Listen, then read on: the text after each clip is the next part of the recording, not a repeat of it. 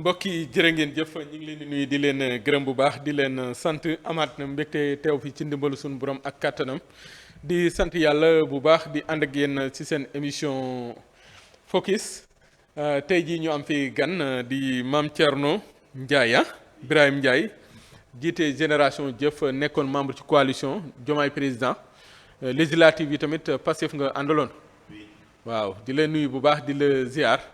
di am mbégte teew fi tey nag ñu fas yéene waxtaanee ay ponk yu ci mel ne loi d'amnistie ak yeneen ponk yoo xam ne bilan bi ak discours à la nation président suba incha allah du ñàkk ñu dellu si ci mais coalition Diomaye aussi tey est-ce que mi ngi fi ba léegi waaw est-ce que bokkul ci coalition yu féete ginnaaw dinañ ci waxtaan. Mame Thierno di fàttali ni Omar Bun Khattab Gueye moo nekk ci kaddu gi Abdoulaye Diallo ci machine bi ci ndimbalu El Hadji Modou Diouf. Fallou ak Cheikhouna Abdou Top ñu ngi leen di gërëm bu baax di leen sant di ziar ñëpp nag ci julli gi di leen wax déwénati incha allah di baalu àq ñëpp Mame Thierno Ndiaye ñu ngi lay nuyu bu baax di la dalal ci Solution TV. merci Omar ñoo ngi lay nuyu di la ziar.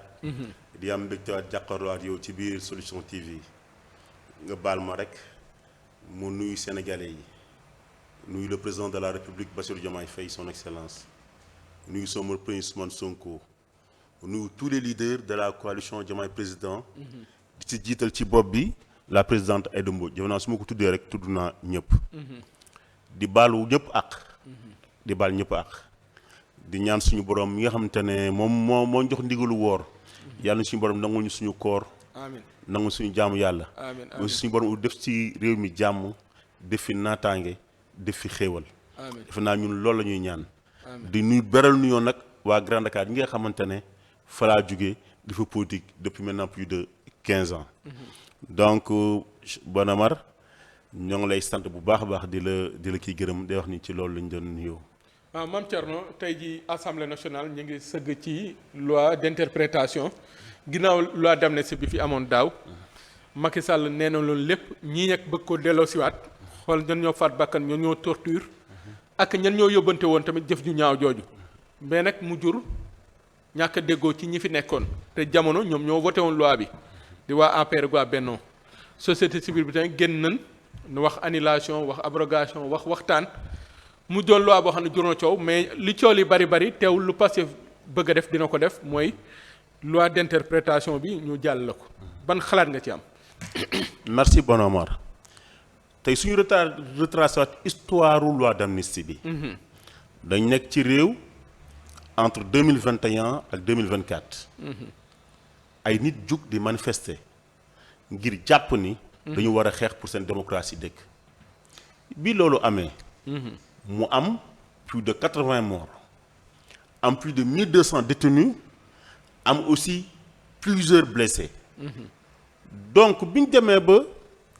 en début mars 2024, le président de la République d'alors Macky Sall décidé ni day def une loi d'amnistie pour képp koo xamante ne def nga benn infraction que ce soit criminelle correctionnelle ou délictuelle entre 2021 ak 2024 te politique lal ko ñu ne ko kat dañ lay amnistier en ce moment-là le PASTEF et la coalition Diomaye président n'étaient pas d'accord sur cette loi d'amnistie parce que jàpp nañ ni da doon régler benn problème politique mais aussi dafa am ay crimes de sang yoo xamante ni loi d'amnistie bi ko da ko doon jël rek di ko effacer te jàpp nañ ni crime de sang nekkuloon dañ ko war a dindi te traités internationaux yëpp wax nañ ko bi ñuy ñëwee aux élections législatives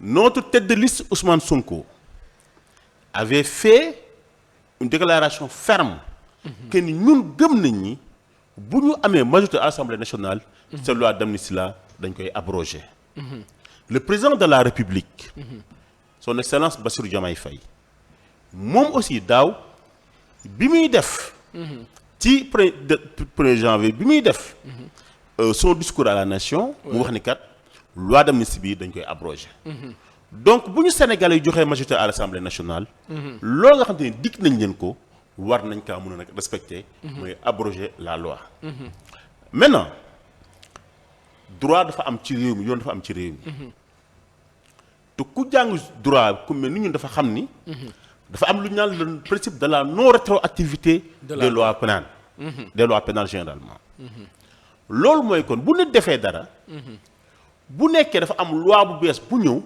loi boobu mënut a régir fait antérieur bi nga xamante ne moo fi ñëw am na quelques exceptions mais jarul ñu si ñëw parce que te ñii seetaan soxlawuñu loolu maintenant bi ñu ñëwee sur la loi d'amnistie bi ñu ko jàngatee ñu gis ni suñ ko abrogé képp koo xamante ne fee yële yaa ngi ci woon tey loi bi la fekk abrogé nañ ko cette loi nouvelle ñuy indiwaat mënu la yow régir fait ces faits antérieurs là ça veut dire donc quoi képp koo xam ne jàppoon nañ ni rey nga nit wala taal nga alalu jàmbur ci maa tey kon loi bees bi mun laa régir kon kenn dootu la mën a àtte loolu nag su amee ñun comme jëluñ suñu engagement ne loi bi dañ ko war a abroger dafa am xalaat bu ñuy indi xalaat boobu nag lu ko waral mooy cette loi interprétative là parce que loi interprétative mooy lan mooy permettre bu dafa am benn loi boo xam te ne dafa am lëndëm ci application bi député yi voté une loi interprétative pour que mu mën leen permettre législateur bi le citoyen mën a xam mais aussi le juge aussi mën a xam fa la teg tànkam par rapport à cette loi là kon du jàpp ni c'est le Sénégal à ratifier des traités internationaux de ces traités internationaux là il est formellement interdit d'amnistier un crime de sang ou bien des tortures kon ñu jàpp ni kon loi d'amnistie bi nga xam ne voté woon nañ ko en mars 2024 warta mën a régir les crimes de sang et les tortures moo tax ñu indi cette loi interprétative là donc pour seulement vous dire c'est aujourd'hui en bon droit mais aussi bëgg justice bu leer moo tax cette loi interprétative là ñu indi ko parce que en réalité ñun li ñu soxal mooy fexe ba réew mi kenn dootu fi nekkati mën a rey nit ci maa tey fexe ba réew mi kenn dootu fi nekkati di torture nit ci maa tey waaw léegi balaa ñu egg ci loolu mooy abrogation loi bi nga ni Sonko ak Diomaye digge woon nañ ko waaye dem ba ci biir gis ni buñ ko liwee loi bi doonu luy gestu maanaam du dellu ginnaaw di fàttali li xewoon li ci kanam rek la mën a xool léegi ñu dugal loi interprétative mais loi interprétative boobu la ñu gis ni day boddi ñenn ñi boot ñenn ñi mooy ñuy faate ak ñi naan danoo faat ak ñi leen yónni mën na leen a topp mais ñi doon yàq ak di dugg ci yeneen yi ñooñ dañuy rëcc loolu nag la ñenn ñi mënta nangu.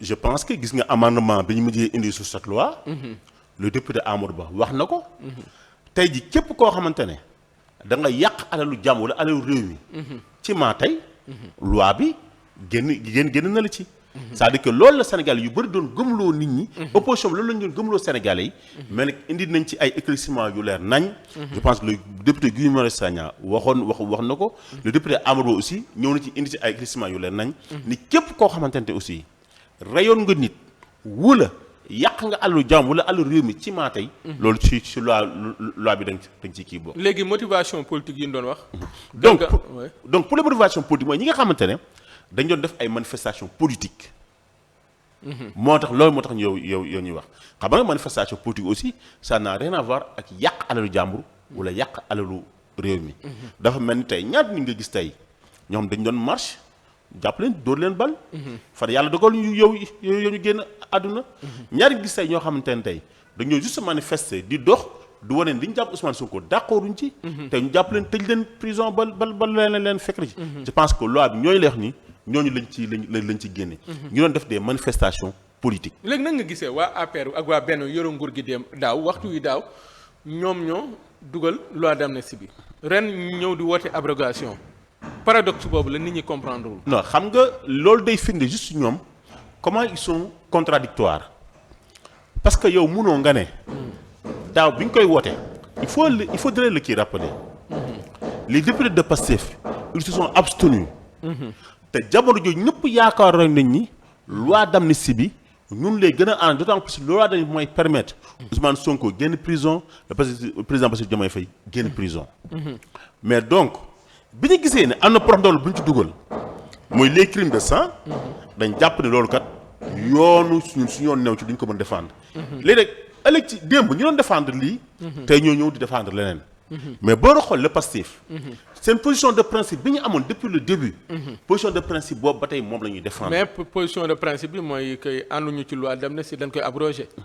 lu tax ñu génn ci abrogé. non mooy li ma la xam nga tey parce que en réalité ñun.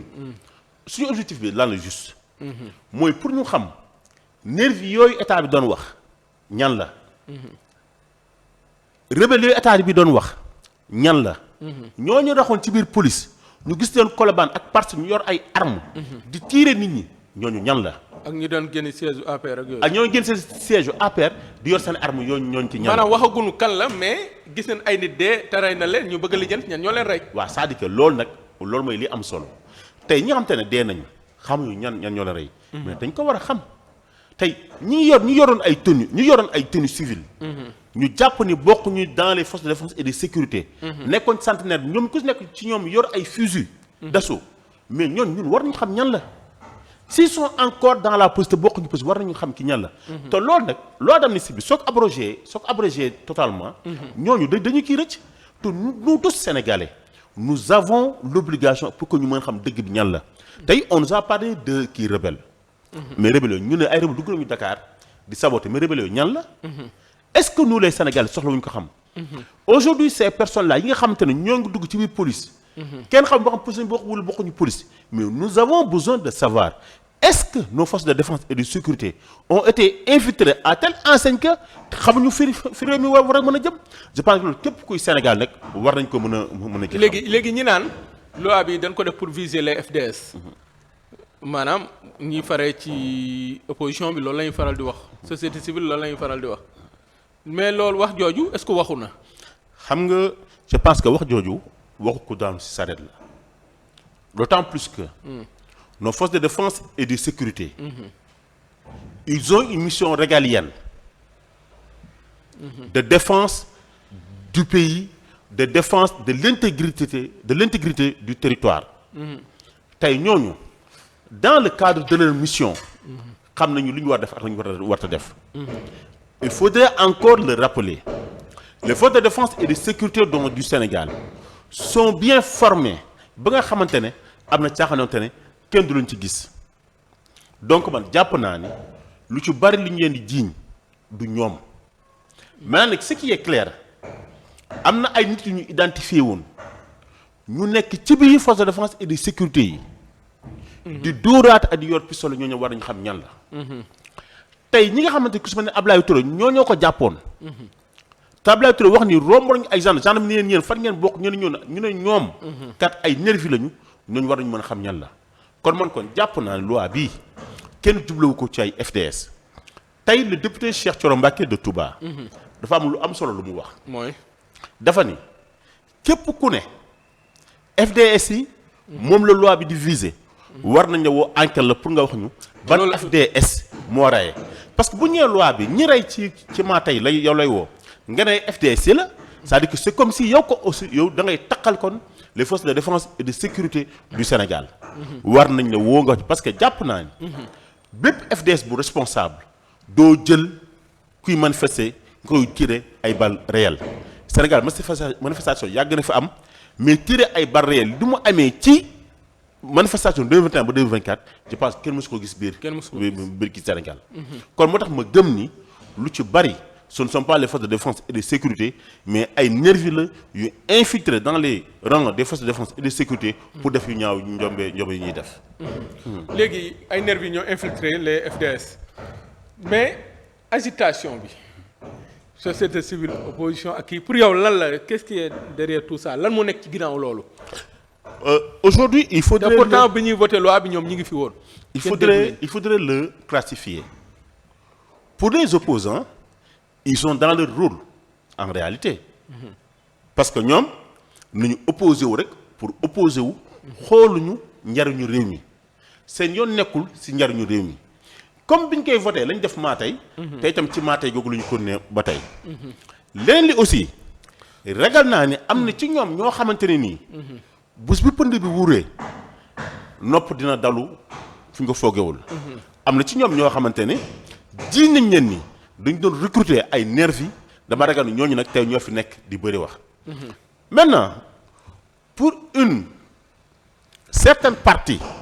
partie de la société civile ñoom aussi dama jàpp ni c'est dans les tensions la ñuy ñoom gisee seen bopp ci liggéey bi ñuy liggéey ñoom jàpp nañu réew mi saa yi su ne war a nekk sous tension pour que ñoom ñu war a mën a am lu ñu wax.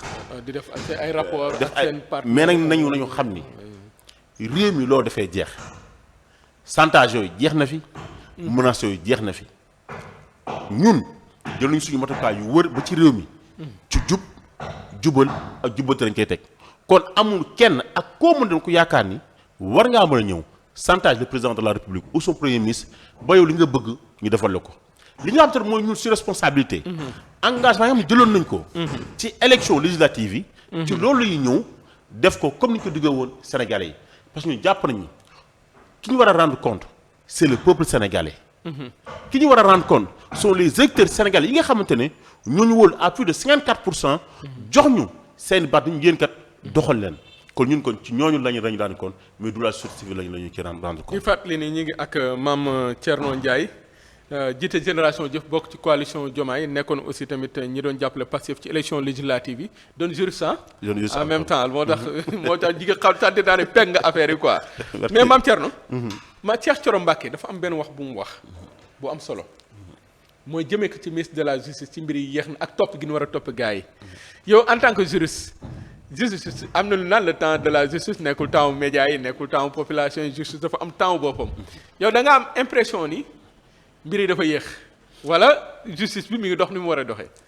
Tu sais man en tant que juriste quand même j'ai une position un peu différente de celle du député Cheikh Thioro Mbacké. Oui. mais boo xoolee nit ñëpp lu ci Cheikh Thioro kese ba ci man ba ci keneen ak keneen. non c'est que il faudrait savoir xam nga. le temps de la justice. n'est pas le temps de la politique. te bu ñu fàttee ne aussi ñun. dañu doon xeex justice. ñun li ñu bëgg mooy. injustice jàpp nañ ni war fay mën a am. munoon nag yow démb nga doon xeex injustice tey nga yow justice bi yéex rek nga bëgg a kaas. xam nga li am solo pour man. réew mi nañ ko teg ci yoon nañ ko teg ci dëgg ñu bàyyi ñi war a àtte député bi war a voter loi voter ay loi gis nga daa la wax dara cela va te surprendre man dama bokk ci ñu gëm ni réew mi liberté de parole dina fi jegg foo xamante ne nii dañ dem ba raw États-Unis ci wàllum démocratie parce que en réalité au Sénégal notre démocratie elle est tellement évolutive par rapport ba yow dalay jaaxal xam nga tey bu ñu dee xool dëkk boo xamante ne bi ma amee indépendance ci 65 ans la yam te suñ démocratie toll fii kon day jaaxal ñu bari waaye man dama gëm ni c'est bon pour la démocratie de notre pays. am na loo xamante ne ci jamonoy Macky Sall. bu ko fi nit waxee doo fanaan sa kër. tey nit wax na ko fi dem tribunal ñu àtte la juge bi bàyyi la yow nga dem. loolu nag man dama gëm ni c'est dans la démocratie de notre pays. te gi nga cette démocratie là kenn mënatu ko téye. man loolaa gëm mooy benn. ñaareel bi aussi mooy pour ba ñi fa nekk ñi fi nekk. luubal alalu réew mi. ñu bëri ñoo ngi yàqamti nañu xam ne dafa am procédure bu mu war a jaar dafa war a am enquête bu jugee enquête. dem haute cour de justice bu fa jugee enquête pôle judiciaire financier def li mu war def bu dee nag haute cour de justice war soog war mën àtte. nga cette procédure là pour rien au monde pour man ñun war ñu ko teggi. lu ñu yàqamti nañu teg réew mi ci dëgg. lu ñu yàqamti nañu fexe ba bu benn sénégalais sentir ni injustice dafa am ci wàllum réew mi. je pense que ñi fi nekk nag ils sont conscients de cela. xam nañu c'est pas parce que démb nit ñu tooñoon nañu. tooñ waa Pastef tooñ Ousmane Sonko nga fayonte dafa war a am. nañu bàyyi le temps de la justice def ci liggéeyam enquêtes yi génn rapport yi génn ñi ñu ci war a woo ñu woo leen ci ñu war a àtte ñu kiy àttale. ndax loolu laa kon yow gis nga ni justice bi mi ngi doxee. non man gis nga Ousmane Diagne c'est quelqu'un qui connaît bien la justice ki nga heureusement ba le président de la République Ousmane Sonko xam ñan la ñu tànn parce que xam nga tey. boo tànnoon kenn ku bokk ci parti bi. mais bu dara xëy mën nañu moom parti bi la bokk parce que dafay xeex mais Ousmane Diagne kenn mënu ko wuutale ci jub ak dëggu. Sénégal yëpp d'accord nañ ci loolu. te xam na justice parce que am na ci expérience yow bu wóoru kon jàpp naa ni. nañ ko bàyyi mu def liggéeyam ni mu ki waree. te encore une fois man li ma gëm amul kenn kuñ fi laqawul kenn kuñ fi nëbbal saa su lu ci jot nañ la woo enquête la. mais li Cheikh mooy ñoo xam ne at ci ginnaaw def nañ fi lu ne. tudd na leen ci xaalis tudd na leen ci mbiri amnistie ak yu fi xewoon mais ñooy occuper les plateaux lu ne ñu wax kooku ci mel ne Mansour Faye exemple la ci ak ñeneen ñu gis ni ñi ngi doxi seen soxla lu leen neex wax premier ministre bi Ousmane Sonko lu waay yor sa lu bon sànni ko peut-être foofu moo tax muy waxee te bari na ci ñoo xam ne dara du leen ci fekk wala même bu nu wuy jee dañuy ñibbisiwaat génn taxaw lan waxoon ñu koy waxaat après da nga naan justice bi la qu'est-ce qui se passe alors que avant loolu amul woon aussi. non xam nga aussi mooy li ma la wax. la démocratie sénégalaise elle est évolutive. man li ma gëm. ku mu neex mun ngaa wax li la neex li nga sentir ci yar ak respect par contre nag li nga xam mënuñu ko nangu mooy saaga. ak wax ju ñaaw ak sosolaate. jàpp na loolu nga ku ko def nag justice war na teg ci yoon. waaye quant à ku nekk parce que newoon nga fi yor nga réew waroo wax. jàpp nañu bàyyi ku nekk mu wax ñoom bu ñu waree wax nañu wax waaye tamit justice aussi bu leen war a woo enquête leen ni ngeen woo enquête leen parce que loolu mooy permettre sénégalais yi xam ni newuñu fi ci ma sàmba wala ma demba gis nañu Abdou Nguer béyki démb Abdou Nguer mooy ci gën a contre tey suñu mouvement et pourtant tey bi mu demee ñëw enquête ko dañ ko bàyyi mu baat këram mais moom li mu wax cela aurait été 1 an avant kenn xaatu ko wax Sénégal yooyu ci jàpp ñu la ko tudd noonu du ma tudd turam sax mais da koy wax ba pare génn di diisali mbagg aussi. non xam nga après benn moment day mel ni moom di nii alors que des fois la justice war a joxe exemple. non xam nga wala fi ne xëbal yar mu njëkk wi day dal. non xam nga man jàpp naa ni bés bu waxee lu waxuwul. bu justice war cee mën a am rôle dina ko def xam nga on leur donne trop d'importance.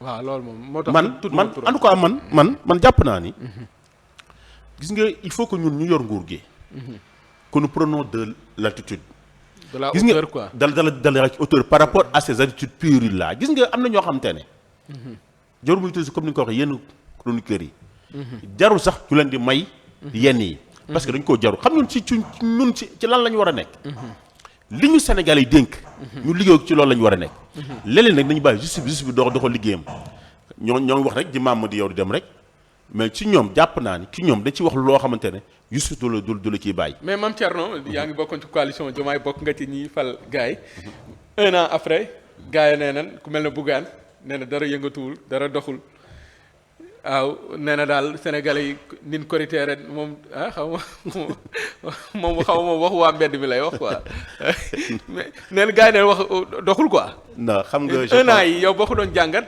est-ce que gars yi gis nga ni ñi ngi teg ay jéego di jëm ci kanam wala am na lu des parce que bari nañ ci ñiy jàmbat ni dëkk bi dafa naqadi aussi. xam nga defe naa ne Korité bi. war na mën a doy baromètre ku ne. depuis 10 ans. tooguñu fi benn Korité boo xamante ne. pomme de terre manqué wul wala soble manqué wul ba jar prix yoo xamante ne dafa ciy jéggi dayu. daaw Touba sur saako 50 000. kon tey. ren mooy de 10 000 francs. ren amul fenn foo xam ne jar na fa plus de 9000 francs xam nga loolu dafa doy baromètre ci ñuy wax. man ren saako laa jënd saako. jeex na moom mooy noonu dama daan peese. te daan kon je pense que yow kon day nga ci seede. xam nga loolu dafa doon lu wóor loo xamante ni. du lu ñuy jeex lu Sénégal yëpp gis la. lii wane ni ñun prévision bi nga xamante ne am nañ ko. lii wane ni aussi. xam nañu fi ñu war a mën a jaarale bay bi. pour que Sénégalais bu ne. am souveraineté alimentaire ci la ñuy jënd. ba njëkk yi du kuy jéggi dayoo. pas plus tard qu'avant-hier. gis ngeen le ministre du commerce avec les importateurs. ceeb bi wàññi nañ ko. diwlin bi dañ koy wàññi. suukar bi dañ koy wàññi def naa nag loolu mooy baromètre yor réew mi. tey soo jëlee itam ci wàllu mbay mi tey prix bi ñu jëndee gerte gi. kenn mësu koo xalaat. tey li ñu subventionné ci wàllum engrais ren. lu état bëri defoon daaw benn rek ñun def nañ ko double. pour seulement vous dire kon xam nañu réew mi fi ñu ko jëmee fan la. léeg-léeg may wax aussi mooy dañu jàpp ni Sénégal fi ñu toll tey ci wàllum agriculture la ñu war a góorgóorlu ba tey ba réew mi am souveraineté alimentaire ñuy soog a wax leneen. mais gars yi ne ay slogan la rek ay wax mais actes yi. non xam nga pas plus tard. il y a moins de 15 jours. Le Premier ministre est allé à Kaffrine pour installer plus de 1000 coopératives. Coopératives yooyu nag daf ñuy permettre ci wàllu mbay Sénégal li ñu fiy bay ñu koy mën a ñu ko jënd mais aussi mu am plus d'organisation. ñu war a gën a mën a dimbali nit ñi. Aujourd'hui si nous prenons le ministère de l'agriculture. lancé na idée wu des coopératives dans les communes. man tey soo demee sama dëkk bi nga fa laa dëkk. muy fi ñu naan xam naan ginnaaw Touba. tey baykat yi ñoo ngay organiser wu pour mën a teg seen kii coopérative. pour seulement vous dire que ñun ci ay acte la ñu nekk mais nekkuñ ci ay slogan. tey soo jëlee wàllum pétrole ak gaz bi. gis nañu tey gaz bi ak pétrole bi ñoo ngi fexe ba Sénégal ñu koy transformer biir ki Sénégal. te loolu avant amul woon tey gis nañu le premier ministre Ousmane Sonko. dem na Mauritanie négocier ci wàllum gaz bi ak GTA ñu fexe ba tey li ñu am ci gaz bi mu bari ba électricité bi nga xam moom la ñuy soxla. ñu mun ko jëlee ci suñu mais ñu ne yooyu yëpp baax na mais liquidité moo amul ci réew mi xaalis xam nga yow entrepreneur nga. yaa ngi dans les affaires xaalis moo amul ci réew mi. te nee nañ li ko indi mooy bokk na ci comme yenn entrepreneurs yi liggéey yi ñu daan amal ci littoral bi ak yenn lii yëpp ñu taxawal ko quoi. parce que man je vois ay ñoo xam ne ay manœuvrier lan ñii ay ouvrier mais di jàmbat di jooy. xam nga côté boobu liquidité quoi xaalis moo amul maanaam lépp yomb na. c'est vrai réew mi njëg yi wàññeeku na ku bañ ku bëgg. mais xaalis. mais yow Omar ñoo ngi lay fay. ñoo ngi lay fay bien sûr. état bi non je ne parle pas pour moi xam nga tey jii. bu may wax mais damay wax. xam nga tey je prendrai sur toi xam nga tey l'état n'est pas en situation de kii paiement état bi mu ngi jot xaalisam maintenant. non am na xam nga lu tax. fan yii passé ci espace UEMOA bi. état bi emprunt obligataire. mi ngi def presque 125 bu ma juumul millions de comp. 150 milliards. waaw 150 milliards. de francs yu ne dañ bëgg ku leen ko lebal. non xam nga voilà ne même bëgg soxla nañ sax sénégalais bi nekk fii comme yow bu yoree dara mën leen a lebal état. mais loolu état bu demee ba di ko wax. surtout que FMI ginnaaw rapport bi génn ci Cour des comptes te dëggal ni 4000 et quelques milliards. yoo xam ne kenn xamul fu mu jaar. liñ doon jox Sénégal dañ koy téye en attendant ñi lijjanti lii. loolu nag xam nga amoon tu vas me permettre parce que question bii nii. sama yaay dañu ci doon waxtaan. il faut que Sénégalais yi xam ni. aujourd'hui nous avons un budget de 6900 milliards. oui. Sur ce budget de 6900 milliards là. nos recettes fiscales et douanières. prévision bi c'est vers les 4500 milliards. c'est-à-dire que nous avons déjà un déficit budgétaire de plus de 1700 milliards boo xam dañu ko war a dem lebi. waaw. te yow nag na xam ni. foofu la réew mi toll. képp kii lebi nag day fekk la nga yor doyul. parce que li ñu yor ci suñu gafaga. suñu recette fiscale ak douanière doyul pour li nga xamante ne mooy suñu budget. te loolu Diomaye wax na ko. waaye wax na ko ñaareel bi aussi mooy nañu xam ne maanaam ñun dañuy sul bukki rek. ñaareel bi nañu xam ne aussi ñun ren rien que ren. on doit payer 1800 milliards de dette ren. pour l'année 2025 laa wax. waaw loolu bu dee amuñu ko. on est obligé ñu dem lebi ko kon leb boobu. bu mu bett ñëpp xam nga réew di leb loolu amul problème li bon ci réew kay mooy li fi xewoon leb ci ba pare jël xaalis bi détourné ko def ci leneen loo xam te ne day jariñ réew mi mooy comme li ñu wax nii am na 4000 milliards yoo xam te ne leb nañ ko luubal ko kenn xamul fu xaalis bi jaar mais nañ xam ne état bu ne day leb tey boo demee États-Unis day leb boo demee Japon day leb li bàyyiwul nag réew mu développé yooyu bàyyiwul Sénégal donc bor bi dañu xam ni bor bi amul problème ci réew mi mais na nekk bor boo xamante ne une dette soutenable dette boo xamante ni réew mi attan na ko mun na ko fay mais aussi ñu def ko ci des projets yoo xamante ne structurants yoo xamante ne dina jariñ Sénégalais yi. mais Mame Thierno. Diomaye day daje ak Sénégalais yi. ban discours la war a tenir parce que depuis 1 an dëkk bi metti na dëkk bi lii na man sama opinion la. pour man ci côté communication destin parce que nit ki looy def ci boppam rek moo ci ne. mais à chaque fois bi ñu génnee ñi ngi jàmbat ñi ngi wax li alors que ñoom da leen fal pour ñu régler ay problème ban discours de l'espoir man tey bu ma ko jege woon dama naan ko joxal sénégalais yaakaar ñu gëm ni fii ak 2026 dëkk bi day neex maanaam ji nga nit ñi daf ci am loo xam ne yaakaar maanaam nit yaakaar lay dundee mais dama gis joytu bi dee bi bor bi nii mais discours boo xam ne day nekk un discours bi joxaat sénégalais yi ñu ne non xoolal projet bi léegi jeex na. xam nga parce que li nga fi wax yëpp dund gi. wàññeeku na. yeneen ak yeneen ci wàllu ndox mi ñi ngi jëmbat ñi ngi def yu bari man je sens que ñi ngi koy def mais ci côté communication bi. xam nga aussi réew mi bu ñu fi ñëwee. dañoon def l'état des lieux. surtout mu ngi mel ne rek yow boo ñëwoon tey soxna si à chaque fois boo xëy di deedeel la gal bu yàggee day tiit quoi day tiit dara mais sama waa ji moom pour man l'état des lieux des fois sa poche bi dara bañ cee ñàkk mais nga xëy sant wan ko ni xoolal affaire yaa ngi naan c'est vrai xam nga mooy li ma la xam nga boo ñëwee nga def état des lieux wax fi réew mi toll réew mi fi mu toll wax nañ ko Sénégalais yow ba pare waaw képp tey koo xam ne weddi woon nga ko sax te FMI bi lu ñëw confirmer ko xam nga ne kon léegi nag nañ ñu wax fi ñu jëmee. maintenant pour man. le président de la République. ci perspective yi la jëm. xam nga tey ça c'est dernier nous ci wàllum sàcc beeg. wàllum yéet yëpp justice dina def liggéeyam nu mu ko waree. waaye ñun ci perspective la ñu fi nga xamante ne. fa lañu Sénégal yi di xaar. foofu nag mooy fan. moo fexe ba dund bu wàññeeku te commencé nañ ko. oui ñaareel bi mooy fexe ba ndaw ñi am liggéey. démb. lancé nañu la plateforme Tabax Sénégal pour képp ki wër liggéey wala ku am sa projet bëgg financement wala képp ku bëgg investir Sénégal. kon pour seulement vous dire que. ñun ñoo ngi ci yoon bi kon di dem. si on prend aujourd'hui dans le domaine de l'agriculture tey gis nga Bouba Diagne lim si ma kii Bouba Diagne. lancé na ay appel d'offres pour coopérative yi nga xamante ne def nañ ko ba tey sax am na benn béykat mu doon waxtaanal. mu ne ma tout au long. de retour à péage. ñu ngi fay fas yéene installé ay serre yoo xamante ne. ku fa bëgg a bay dañuy installé ay serre ku bëgg a bay ñu bay am na sax ay borom doole yu muy waxal. pour ñëw commencé di fa bay. donc jàpp naa ne perspective lañu jëm tey soo jëlee lu ci mel ni wàllum liggéeyum ndaw ñi. il y a moins de 10 jours le ministre Aïda Mbodj gis nga pirogue en verre yooyu ñu doon wax nga xamante ne depuis plus de 5 ans ñoo ngi koy wax. xam naa ko te benn pêcheur gis ko woon. la présidente Aïda Mbodj dem na. il y a moins de 10 jours dem ay pêcheurs yoo xam te ne financé nañ leen ba ñu am seen gaal seen pirogue en verre yooyu. en même temps tombé les accords avec l'Union européenne ñu arrêté ko. c'est-à-dire que kon si les pêcheurs ont les moyens mun nañ dem napp jën yomb Sénégal ba pare am fi en quantité suffisante. mais yow tey jii. ci côté communication xam naa ne maîtriser nga affaire yi. macha allah li gars yi di def ni yoroo kayit yoroo dara. mais yéen a ngi bokk coalition Diomaye. législative yi ngeen gunge Pastef. Siré Sy dafa wax benn wax mën nga ci ànd mën nga ci ñàkk ànd. mais un pouvoir dafay soxla am les épaules larges. maanaam mais Pastef dafa mel ni danoo doyloo rek Pastef.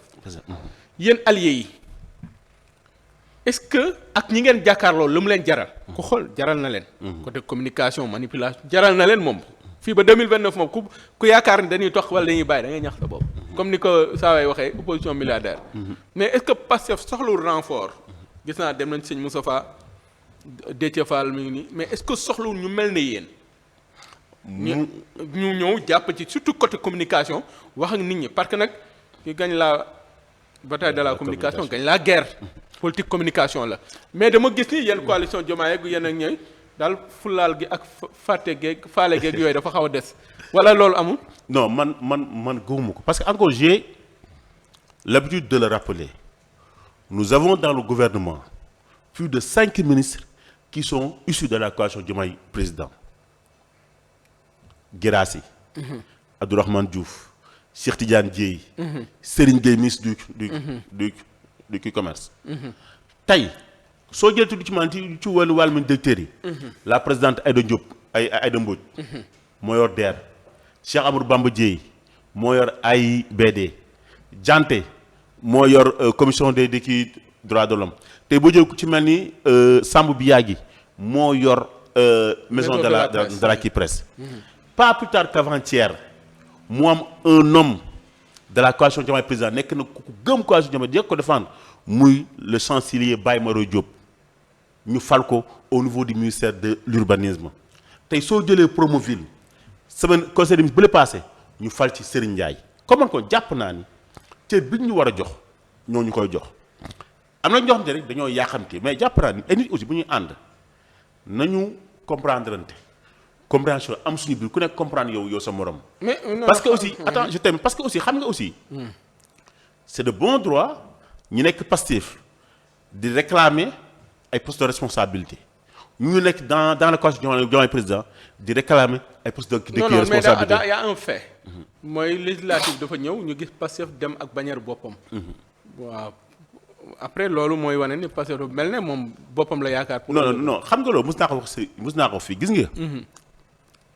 dafa dem ak liste Pastef en y incluant des leaders de la coalition Diomaye président loolu yàgg naa ko wax gis nga loolu nag li tax ñu wax ko le premier ministre wax na ko jartu ñu suy kii dellusiwaat mais li leer ba leer mooy quand aujourd'hui on prend madame Mbacké honorable député madame Mbacké elle est issue de la coalition Diomaye président. mais seen groupe WhatsApp mi ngi yëngatu ba léegi. non ñoo ngi am jàmm ñoo ngi am salaam. Aïda Mbodj ça va moo gars yi parce que dégg naa day dugal di génne rek. ku wax lu ne non moi je pense que ñoo ngi am jàmm ñoo ngi am salaam ñoo ngi liggéey am na nag liggéey boo xam te ne war nañu ko def dans la coalition parce que gis nañ ni.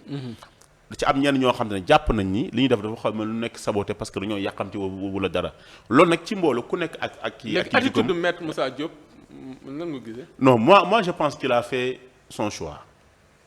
Il a fait son choix de ne plus défendre la coalition Diomaye président loolu nag bu ko defee ñun. kon génn na ci. non ni ko nekk parce que xam nga politique aussi. politique aussi dafa am choix.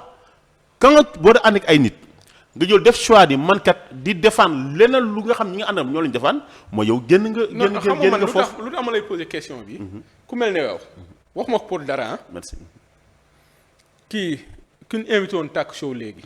dama gis ni kenn du leen gis ci plateau yi lu bari mais seen expertise ci côté économie nekk ay juristes ay loolu yéen mën ngeen apporter dara Pastef waxuma sax ñu jox leen ay postes mais ñu gën leen a yaatal ba ngeen mën ci côté communication apporter dara.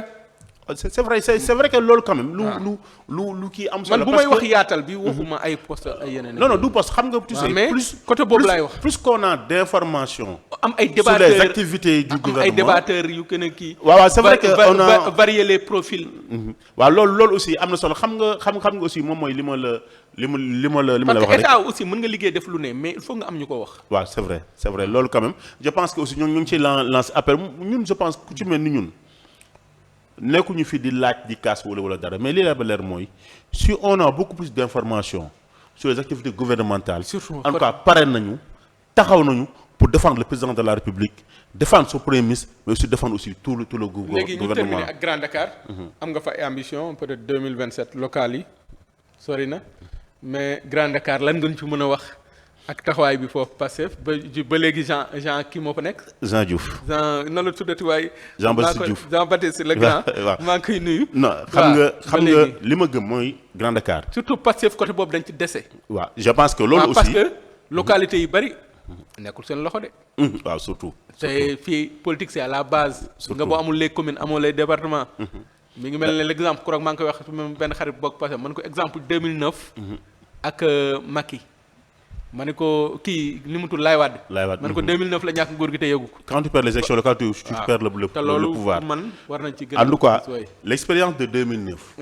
et de 2022 ont pu prouver que quand tu perds les élections locales tu perds les élections présidentielles. man élections yi laa gën a ragal ci élection wu Sénégal. non xam nga boo ko pertee parti au pouvoir doo gagner présidentielle. xam nga yor réew la. waaye politique c'est à la base.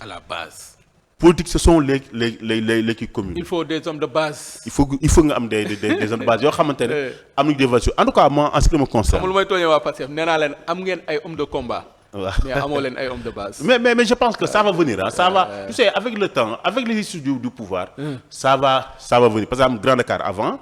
il y a 1 an doo xam ñan ñoo nekk Pastef mais tey de plus en plus dañu gën a gis ay kii ñoo génn mais bref moi ce que je voulais dire. j'étais candidat en 2009. en 2014 et en 2022 aux élections municipales à Grand Dakar donc j'ai eu une bonne expérience électorale municipale donc fi ñu jëm mooy dama jàpp ni liggéey bi ni ñu koy defee war nañ ko xoolaat biir Grand Dakar entre le PASTEF et les alliés. parce que gis nga liggéey bi bu ñu ko rataxalul léegi. ëllëg ci biir mënuñu ko rataxal loolu mooy benn. surtout bu allié bi jaaree nii ki nii day wàññi seen doole. c'est pas bon en tout cas l'expérience de 2022 wane na ni. ay nit bu ñuy ànd dañu war a teel a ànd ci wàllum liggéey bi sinon bu ñu ko seetaanee du baax. ñaareel bi aussi mooy. ñun nous avons un défi dans le département de Dakar. te nag élection législative ak présidentielle ça n'a rien à voir ak élection locale. beneen affaire parce que si nous regardons bien. Abdoulaye Wade il a gagné les élections présidentielles de 2007. 2 ans après il a perdu les élections municipales. à Dakar. dama ne la mooy aujourd'hui gën a compliqué ci avec Macky Sall. En 2012, il a gagné les élections présidentielles. 2014, il a perdu les élections municipales à Grand Dakar.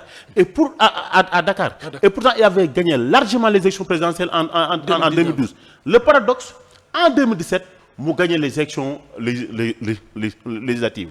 Nous, en 2022, nous perdons les élections locales à Dakar. Et dans les grandes, dans les grandes villes.